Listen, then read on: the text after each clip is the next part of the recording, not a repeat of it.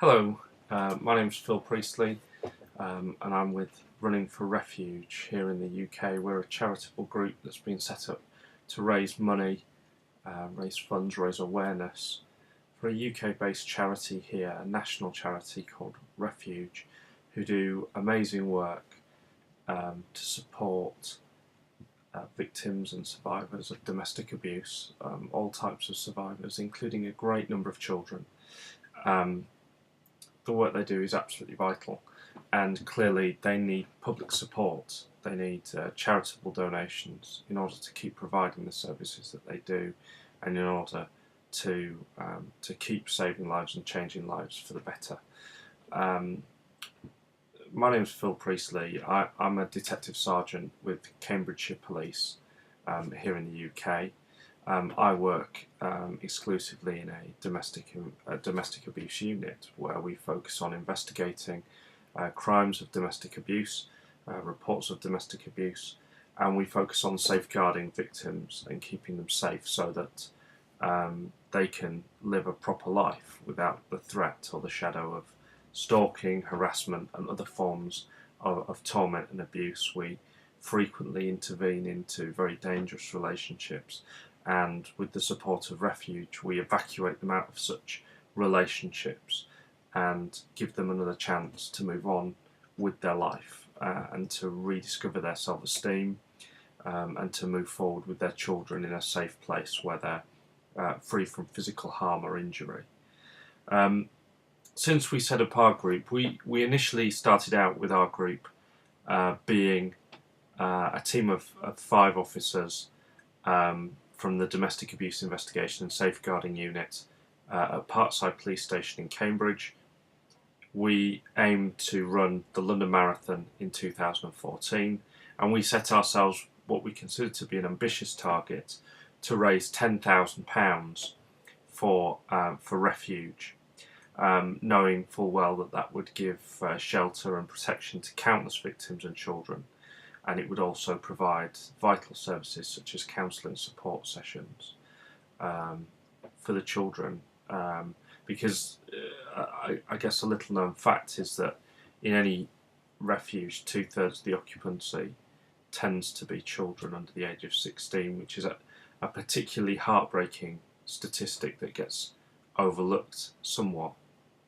So when we started out with our group, we started out with the aim of being 5 police officers running a London Marathon, and we were looking to gain sponsorship and support from members of the public, from colleagues and friends, to boost us towards this grand total. And we didn't have an awful lot more in mind as to how we were going to get there, just a strongly held desire and a determination that we would get there. And we went live on Twitter, I think it was about the 28th of May. And what we found from that point forward was that people really wanted to get behind us, and they wanted to donate money and they wanted to support us. But more to the point, so many people wanted to be part of what we were doing. They wanted their own challenges, they wanted to raise sponsorship, and they wanted to be part of the team. And this is where Running4Refuge started to expand, and it started to become what it is today. What it is today is a kind of internet-based organisation that it couldn't have existed not too many years ago, because it is heavily dependent on the internet and the exchange of information now that we all take for granted, and the fact that we can meet new people at the click of a mouse. And we started branching out initially with our Team Shark, who are a group of 6 incredible ladies in the UK who are going to swim with tiger sharks, 10-foot long tiger sharks, in order to raise personal sponsorship. Then a mixed group of 6 came forward, and they wanted to be involved in Team Airborne, which is a parachuting challenge, solo parachuting challenge. And then from there forward, we had a solo volunteer from the London Metropolitan Police who wanted to run a double marathon challenge, and now we've got that running as well. We've set up an abseiling team, and that's going to take place on the 10th of August. We've got 10 willing volunteers who are raising sponsorship and who are going to abseil 200 feet into the Avon Gorge at Bristol in the UK. And in regards to that, several very senior police officers are participating. We've got, chief constables, effectively, chief of police for Surrey, deputy chief constable, assistant chief constable, superintendents, very senior people who want to be involved in what we're doing. And this has just captured imaginations, and it started to expand, perhaps in a way that we didn't anticipate when we started out.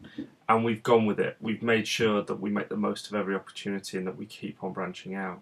Now, the purpose of this video is for a very dear friend that we've met through Twitter, Socorro Piontka, who is an absolutely amazing lady from Pittsburgh, Pennsylvania.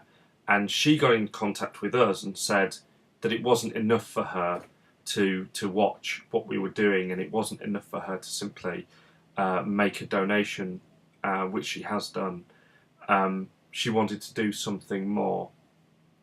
And, when you sit and you look at domestic abuse for what it is, it's a global issue.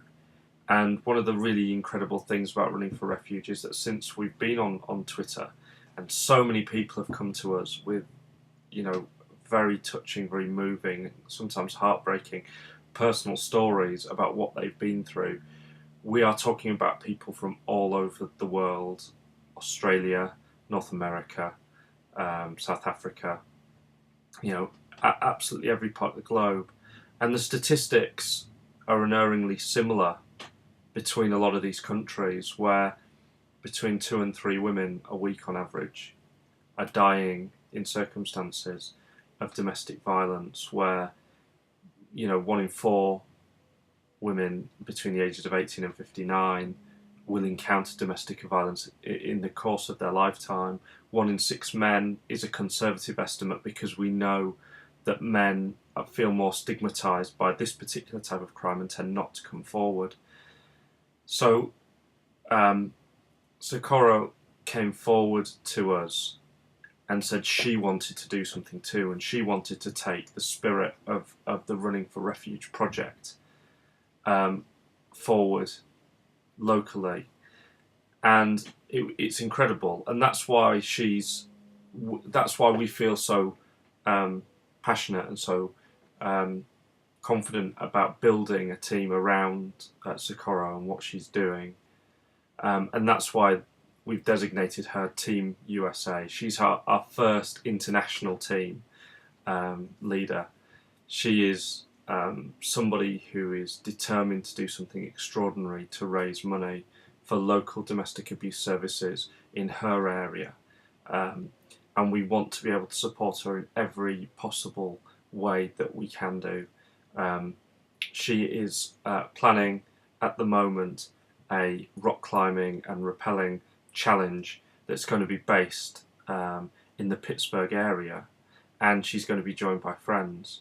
And I want you to watch this movie now. I want you to watch this film, and I want you to realise actually how important this is, and the fact that, as with all of us, whether we're here in the UK or whether we're in the United States of America, or whether we were in South Africa, or if we start doing things in Australia, wherever we are, and whatever the activity, whatever the challenge, and no matter how exciting the challenge is, the reason why we need to do it is because it's life-saving. And actually, without your support, we're just people who are doing slightly crazy things, like jumping out of aeroplanes and swimming with lethal sea predators. So actually, the correct response to this video, if there is one, is to look at it and say, I need to back this lady. She's doing something incredible. She's doing something amazing. What can I do to help? And please, ladies and gentlemen, I will be displaying on the screen all the details that you need to get in contact with Socorro. But please do get in contact with this lady, and please offer every assistance that you can possibly manage. Thank you.